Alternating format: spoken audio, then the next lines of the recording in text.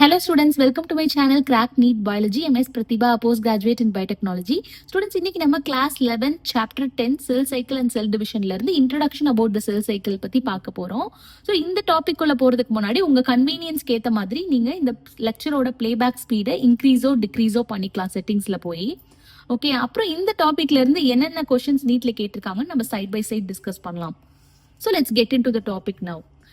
So students, உங்களுக்கு தெரியும்னு நினைக்கிறேன், ஈவன் த லார்ஜஸ்ட் ஆர்கானிசம் எடுத்துக்கிட்டீங்கன்னா கூட it will start their life from a single cell தான். ஸோ எப்படி சிங்கிள் செல்லுல இருந்து சச் லார்ஜ் ஆர்கானிசம் ஃபார்ம் ஆகுது?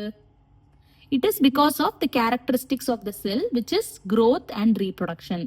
செல் க்ரோ ஆகிறது மூலமாகவும் ரீப்ரொடியூஸ் தட் இஸ் டிவைட் ஆகிறது மூலமாகவும் தான் ஒரு சிங்கிள் செல்லுல இருந்து லார்ஜ் ஆர்கானிசம் வந்து ஃபார்ம் ஆகுறது it's possible.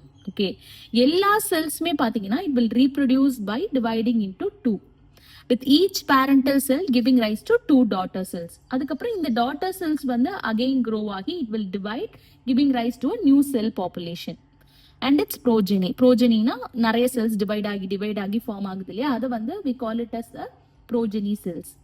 So in the cycles of growth and division na it will allow a single cell to form a structure consisting of millions of cells. Okay, already நம்ம செல் தியரியில படிச்சிருக்கோம் இல்லையா, all cells came from the pre-existing cells னு.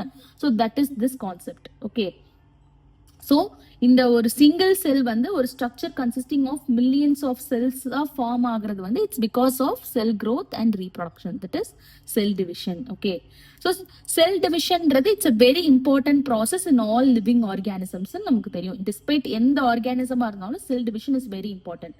So இந்த cell divide ஆகும்போது பார்த்தீங்கன்னா என்னென்ன நடக்கும்? அதோட ஜெனட்டிக் மெட்டீரியலும் டிவைட் ஆகும் இல்லையா, அது டிஎன்ஏ ரெப்ளிகேஷன் சொல்லுவோம், அண்ட் செல் growth-ம் நடக்கும்.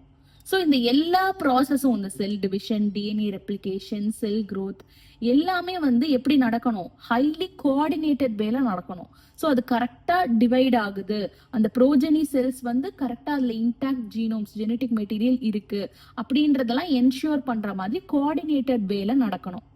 அதை தான் we call it as the cell cycle.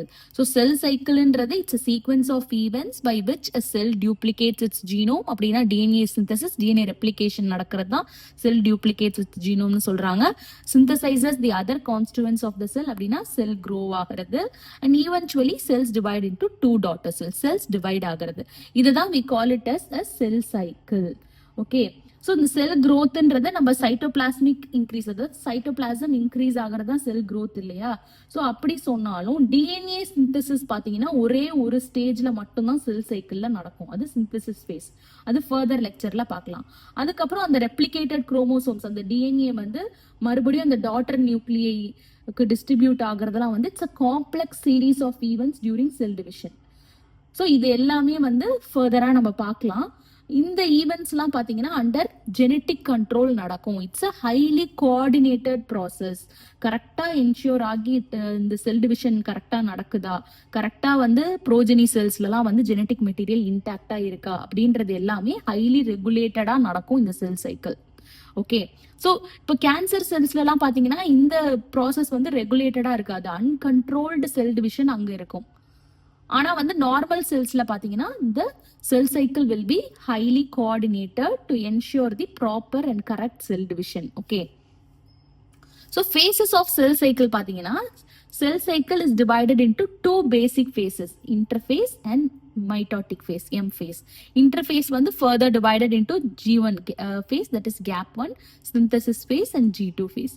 So இந்த synthesis phaseல மட்டும் தான் DNA synthesis நடக்கும். ஓகே, ஸோ டிப்பிக்கல் யூகேரியோட்டிக் செல்லை எடுத்து அது ஹியூமன் செல், அதாவது ஹியூமன் செல்லை கல்ச்சரில் நம்ம ஸ்டடி பண்ணி பார்க்கும்போது இந்த செல்ஸ் வந்து divide once in approximately every 24 hours தான் வந்து டிவைட் ஆச்சு. பட் இந்த டியூரேஷன் ஆஃப் செல் சைக்கிள் வந்து ஒரு ஆர்கானிசம்ஸ்க்கும் இட் வில் டிவைட். ஹியூமன் செல்ஸ்ல பாத்தீங்கன்னா, அதாவது மெமாலியன் செல்ஸ்ல இட் இஸ் 24 hours, வேறஸ் ஒரு ஆர்கானிசம்க்கும் ஒரு செல் டைப்புக்கும் இட் வில் வேரி. ஈஸ்ட்டுக்கு பாத்தீங்கன்னா இந்த டியூரேஷன் ஆஃப் செல் சைக்கிள் வந்து இட்ஸ் ஒன்லி 90 minutes தான். ஓகே, ஸோ இது வந்து organism to organism it will vary.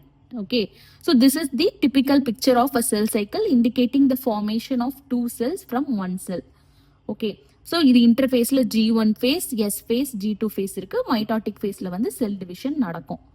Okay, so interphase வந்து இட்ஸ் அ லாங்கஸ்ட் ஃபேஸ். ஏன்னா இப்போ நம்ம இந்த 24 hour average duration of cell cycle, அந்த ஹியூமன் செல் வந்து 24 hours ஒன்ஸ் டிவைட் ஆகும்னு சொன்னோம் இல்லையா, அதுல இந்த 1 hour தான் அந்த செல் டிவிஷன், இந்த மைட்டாட்டிக் ஃபேஸ் நடக்க போறது. It's only 1 hour.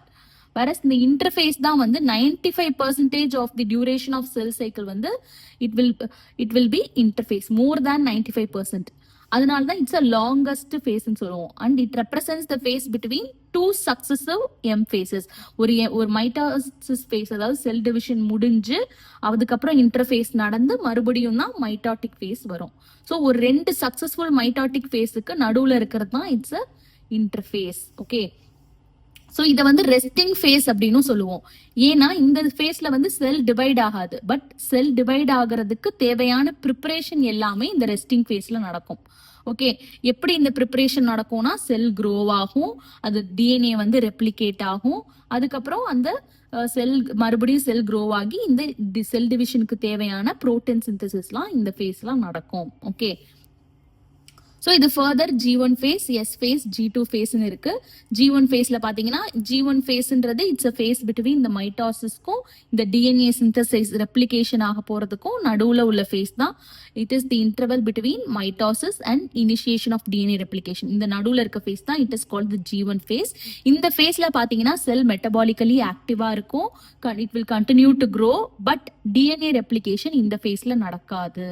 Okay, DNA replication வந்து சிந்தசிஸ் ஃபேஸ்ல மட்டும்தான் நடக்கும். ஓகே, NEET 2023ல they asked this. and DNA replication வந்து synthesis phase, அடுத்து S phase, synthesis phaseல நடக்கும்.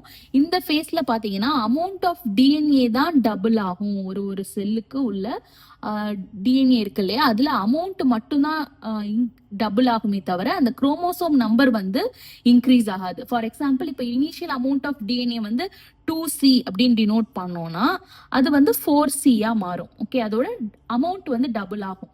வேரஸ் இந்த குரோமோசோம் நம்பர் வந்து இப்போ ஃபார் எக்ஸாம்பிள் 2N இருந்துச்சுன்னு வச்சுக்கோங்களேன், இந்த டிப்ளாய்டு குரோமோசோம் நம்பர் வந்து 2N இருந்தது G1 ஃபேஸ்லனா, அது வந்து இந்த S ஃபேஸ் முடியும் போதும் இந்த சேம் 2N தான் இருக்கும், அது இன்க்ரீஸ் ஆகாது. ஏன்னா இந்த 2 sister chromatids newly formed DNA இருக்கு இல்லையா, அந்த ரெப்ளிகேட்டட் குரோமோசோம்ஸ், அது வந்து ஒரே சென்ட்ரோமியர்ல தான் அட்டாச் ஆயிருக்கும். ஓகே, ஸோ அந்த அந்த 2 சிஸ்டர் குரோமாட்டிட்ஸும் ஒரே சென்ட்ரோமியர்ல அட்டாச் ஆயிருக்கிறதுனால அதை ஒரு குரோமோசோமா தான் கன்சிடர் பண்ணுவோம். அது செல் டிவிஷன் அப்போ மட்டும்தான் அது டிவைட் ஆகும். ஓகே, ஸோ சிந்தசிஸ் ஃபேஸ்ல அமௌண்ட் ஆஃப் டிஎன்ஏ டபுள் ஆகும், but chromosome number will remain the same because 2 sister chromatids are attached to the same centromere and it is considered as one chromosome.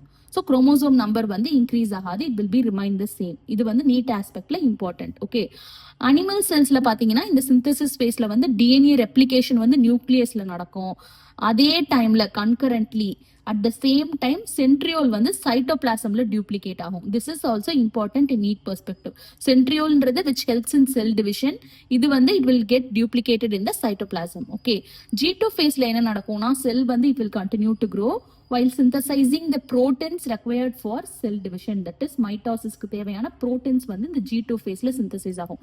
Particularly என்ன ப்ரோட்டீன்னு பார்த்தீங்கன்னா, அந்த மைக்ரோடிபியூல் கன்ஸ்ட்ரக்ஷன்லாம் வந்து involve ஆகிற protein. இந்த மைக்ரோடிபியூல்ன்றது அந்த chromosome வந்து divide ஆகிறதுக்கு, அந்த சென்ட்ரோமியர் டிவைட் ஆகும் இல்லையா, அந்த குரோமோசோம் ப்ராப்பரா செக்ரகேட் ஆகிறதுக்கு மைட்டாசிஸ்ல தேவையான புரோட்டீன்ஸ் வந்து சிந்தசைஸ் பண்றது இந்த G2 ஃபேஸ்ல. ஓகே, அந்த மைட்டாட்டிக் ஃபேஸை வந்து நம்ம டீடைல்டா நெக்ஸ்ட் வீடியோல பார்ப்போம்.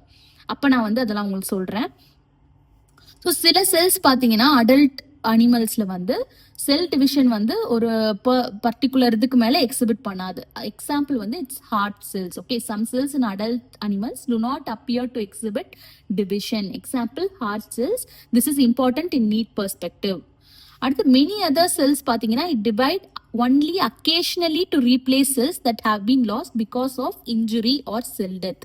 இந்த செல்ஸ் வந்து பார்த்தீங்கன்னா வந்து டிவைட் ஆகாத செல்ஸ்லாம் வந்து இந்த G1 ஃபேஸ்ல இருந்து எக்ஸிட் ஆகி it will enter into the quiescent stage which is G0 stage. G0 ஸ்டேஜ்ன்றது இன்ஆக்டிவ் ஸ்டேஜ்.